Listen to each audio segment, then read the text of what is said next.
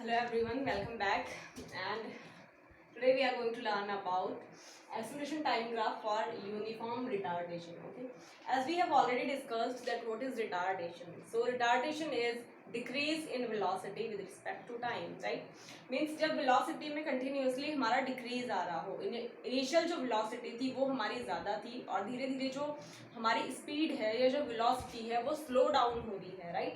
तो जैसे जैसे हमारी स्पीड डिक्रीज होती है, स्पीड घटती है, स्पीड स्लो डाउन हो रही है, या जैसे जैसे गाड़ी हमारी स्टॉप की कंडीशन में आ रही है, धीरे धीरे जो हमारा मोशन है वो स्टॉप होने की कगार पर आ रहा है, तो इस टाइप की जो मोशन होता है उसे हम क्या कहते हैं? रिटार्डेशन कहते हैं, राइट? तो सपोज हमने कोई ऐसी जर्नी करी जिसमें कि हमारी वेलोसिटी और टाइम कुछ इस टाइप से चल रहा था कि इनिशियल वेलोसिटी हमारी थी सपोज करो 100 मीटर पर सेकेंड की, ठीक है, और टाइम था हमारा 10 सेकेंड, ठीक है। सो नेक्स्ट केस में हमारी हो जाती है 10 सेकेंड के बाद हमारी वेलोसिटी हो जाती है 90 मीटर पर सेकेंड, और इस प्रोसेस में हमें लगता है टाइम 10 सेकेंड लगता है। मतलब पहले हमारी वेलोसिटी ज़्यादा थी और बाद में हमारी वेलोसिटी कम हो गई, और इस केस में हमारा रिटार्डेशन कितना आया? How much is the retardation? Final velocity minus initial velocity. तो फाइनल कितनी हुई हमारी? 90 माइनस 100 अपॉन टाइम कितना लगा हमें? 10 second. This is the formula of acceleration, and ये हमारा आता है minus 10 upon 10, sorry suppose 1 second लगा इसमें टाइम, सॉरी हमारा टाइम इसमें लगा 1 सेकेंड, ऑलराइट। सो इस प्रोसेस में 100 से और मतलब 10 मीटर पर सेकेंड अगर कवर हो रहा है तो उसमें टाइम कितना लगेगा? 1 सेकेंड तो ज़्यादा से ज़्यादा टाइम लगता होगा अगर हम किसी व्हीकल के थ्रू ट्रैवल कर रहे हैं तो, है ना? क्योंकि 10 मीटर ट्रैवल करने में आई थिंक 1 ही सेकेंड लगता होगा।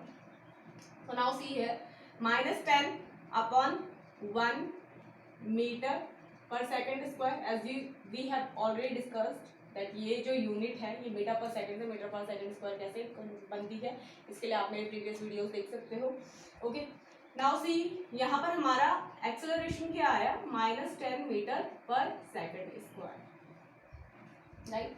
तो ये एक्सेलरेशन नहीं है, बेसिकली ये है हमारा रिटार्डेशन। रिटार्डेशन मतलब स्पीड क्या हो रही है हमारी? डिक्रीज हो रही है। See here in the first case the speed was 100 meter per second and in the second case the speed is 90 meter per second, मतलब स्पीड हमारी डिक्रीज हो रही है 1 सेकेंड में, राइट? सो एक्सेलरेशन जो निकलेगा इस फॉर्मूलेशन से वो हमारा निकल रहा है minus 10 metre per second square, right?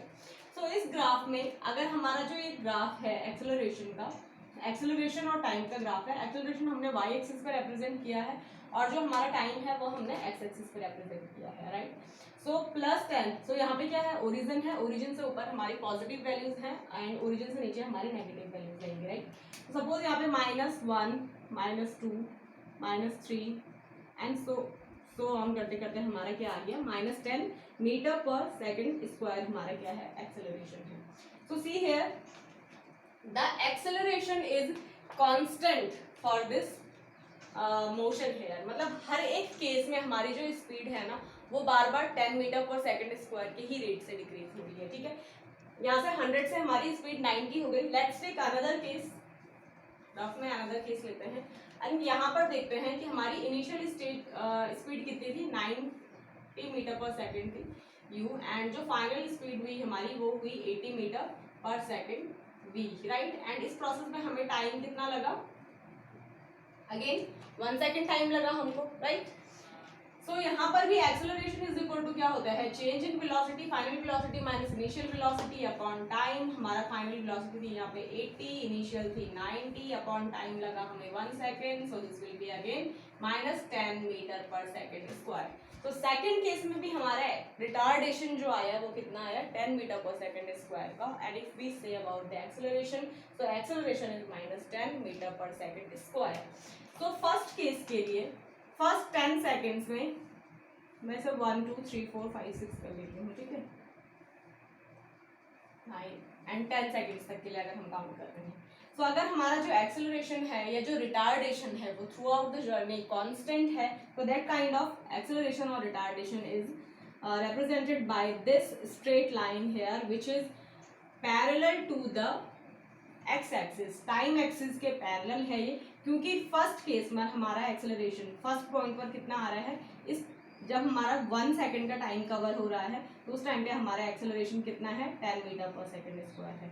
जब हमारे 2 सेकंड कवर हो चुके हैं, राइट, ओवरऑल हमारे यहाँ पे 2 सेकंड्स कवर हो चुके हैं, बट अगर हम सिर्फ इस केस की बात करें कि 90 से 80 आते हुए कितना टाइम लगा है, तो वो 1 सेकंड लगा है, और हमारा 100 से 80 आने में कितना टाइम लग चुका है, 2 सेकंड लग चुके हैं, राइट। एंड अगर हम इस टाइप से भी इसे कैलकुलेट करते हैं कि 100 से 80 की स्पीड आते आते हमें 2 सेकंड लग गए, तो उसमें भी हमारा एक्सेलरेशन कितना आएगा, सॉरी 80 माइनस 100 होगा, तो दिस विल बी अगेन -20/2, ये भी हमारा -10 आएगा, right. I hope all the things are clear to you, I hope कि समझ में आ रहा होगा, कुछ भी कॉम्प्लिकेटेड नहीं है, राइट। मतलब हम कैसे भी किसी भी तरह से एक्सेलरेशन निकाल सकते हैं, हम हर एक टाइम हम मतलब हम जस्ट ऑल्टरनेटिव टाइम पीरियड के लिए भी निकाल सकते हैं, एंड हम एडजेसेंट टाइम पीरियड के लिए भी निकाल सकते हैं, right, continuous interval of time period के लिए भी निकाल सकते हैं। तो फर्स्ट केस में भी हमारा एक्सेलरेशन 10 मीटर पर सेकंड आया जब 1 सेकंड हुआ, जब 2 सेकंड हुआ तब भी हमारा 10 मीटर पर सेकंड आया। सिमिलरली हमारा 3 सेकंड के लिए भी वही आएगा अगर हम एक यूनिफॉर्म एक्सेलरेशन के साथ मोशन कर रहे हैं, तो ठीक है। तो इस टाइप की जो हमारा यूनिफॉर्म एक्सेलरेशन है या यूनिफॉर्म रिटार्डेशन है, इसकी जो हमारी ग्राफ बनेगा वो हमारा पैरेलल टू एक्स एक्सिस बनेगा, alright. so this is all about this acceleration time graph, okay। if you still have any doubt, कोई चीज़ समझ में नहीं आ रही हो तो आप मुझसे कमेंट बॉक्स में पूछ सकते हैं। Thank you so much for watching and see you in the next video.